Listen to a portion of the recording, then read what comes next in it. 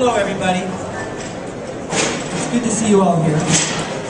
I'm Hunter Cutting, Climate Action Network International. I wish I could tell you that I was pleased to be up here today, but I am not.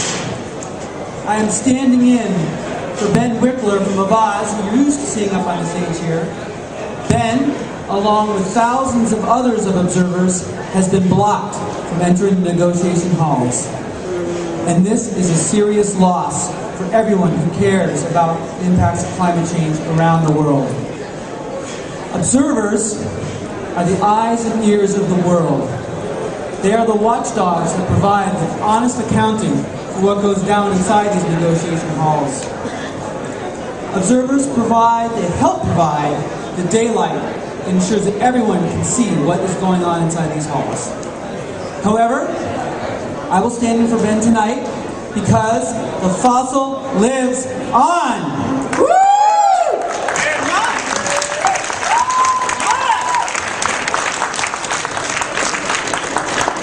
I would like to invite my lovely co-host up here tonight, Gillian Caldwell with One Sky, to present tonight's nominations.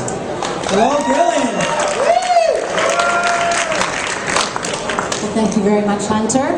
We're gathered here today for a time-honored tradition. And before I go any further, Hair Mermaid, are you with us? Please join us and lead us in the time-honored tradition of the Fossil of the Day song.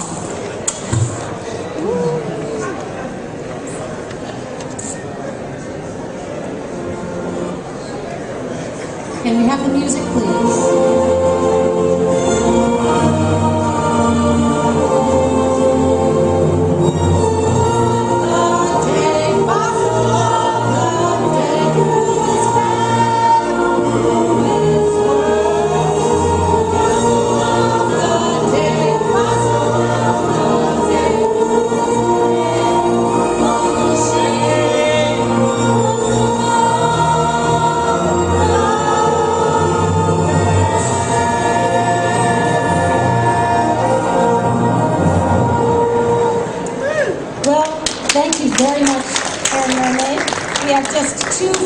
To present this evening, and of course, in a truly time-honored tradition, we have the safe that contains the results of today's rigorous deliberations.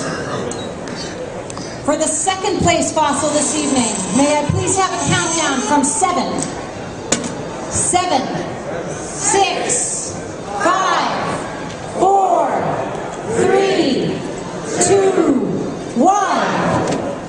And the second place to the Umbrella Group. To the Umbrella Group.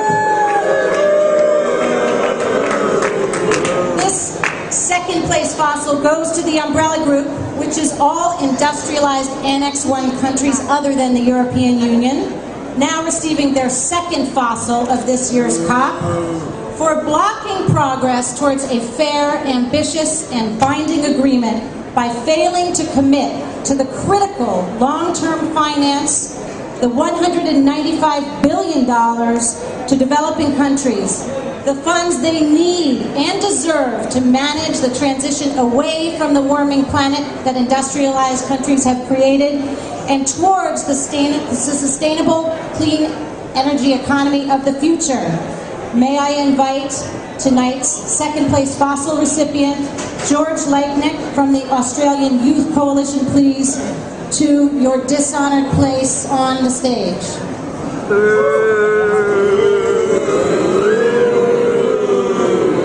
And do you have anything to say for yourself, sir? Hello, thank you for this fine honour.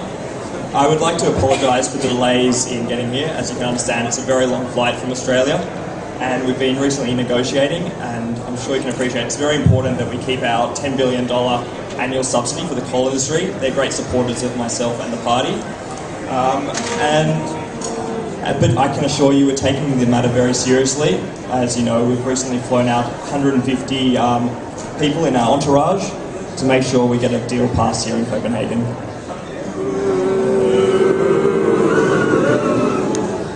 Well, stay right where you are. And now, the moment we have all been waiting for. Who will be the winner of tonight's first place Fossil Award? Let's have a countdown from 5, ladies and gentlemen. 5, 4, 3, 2, 1. Oh my God, it's the United States of America!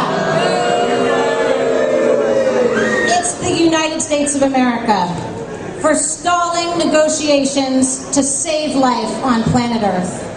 Ladies and gentlemen, this is unfortunately the third first place fossil for the United States this week alone. And as we know, the fossil is the highest dishonor given to the government that does the most to block progress towards achieving a fair, ambitious, and binding treaty, which, as we know from all of the activity outside and inside this center, is what the world rightfully expects right now. This fossil is bestowed upon the United States for having inserted a proposed X%, an X% as an alternative to the science-based targets that were in the text of the agreement. The proposed X is intended by the United States to represent voluntary pledges by parties to the agreement to replace binding, concrete and binding science-based emissions reductions. Boo. Boo. The United States also placed question marks in the form of brackets on pages and pages and pages of the text. And so I would like to invite to the stage Matt Moriana from Sustain Us in the United States, who has quite a swagger, given his influence over these negotiations, to talk to us about their position. Thank you all so much for this great dishonorable dishonor. I can't tell you how fantastic it feels to be back up here for the third day in a row. We were a bit worried last week when we received 0 Fossil of the Day awards, and so I think we've proved our point, receiving first place award for the third day in a row, that we can obstruct the climate negotiations like nobody's business, except maybe ExxonMobil's, but that's beside the point. I've got to confess something to you, though. I'm actually a little nervous that once President Obama gets here, he'll change our marching orders. So who knows? We might not be in the first place stand for long. Thank you again. Well, there's always the opportunity to offer a Ray of the Day. A Ray of the Day is not being offered tonight, but we love the opportunity to offer Rays of the Day. And there are lots of heads of state arriving. Let's have a round of applause for a Ray of the Day. Whomever dares to lead in the fight to save life on planet Earth, a Ray of the Day would be awarded to you, and we welcome your leadership. That's what this is about, after all, is leadership. And so, before we close with yet another Fossil of the Day anthem, I would like to remind you that the Fossil of the Day persists no matter what, through thick and thin. We will be back tomorrow at 6 p.m.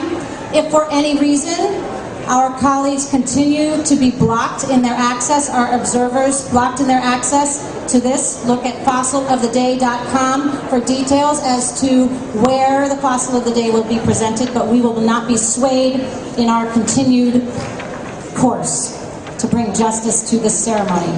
And now, a final anthem.